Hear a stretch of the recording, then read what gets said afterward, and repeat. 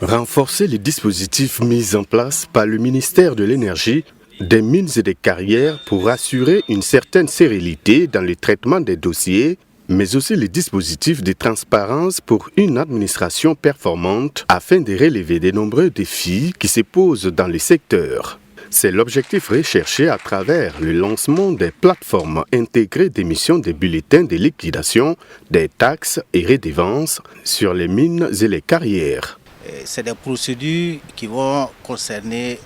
5 structures au niveau du ministère de l'Énergie, des Mines et des Carrières, à savoir la structure qui a en charge la question de la fraude de l'or, la structure également qui a en charge des questions de richesse minière et géologique, mais également la question du contenu local et les questions liées au recouvrement des taxes et résidences. Donc c'est des logiciels, c'est des applications assez robustes parce qu'il y a eu tout un processus qui a abouti à la robustesse des applications à travers notamment les services habilités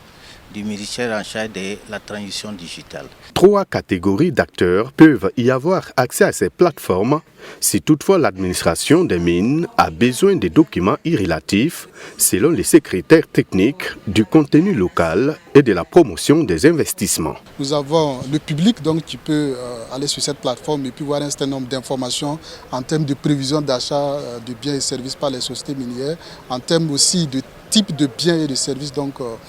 prévu être acheté par les sociétés minières. Le deuxième acteur, c'est l'administration des mines, principalement le service en charge du contenu local, où les gens donc, doivent pouvoir faire la gestion de ces données-là, le traitement des données en lien avec le contenu local, mais aussi le suivi des exigences donc, à l'envers des sociétés minières,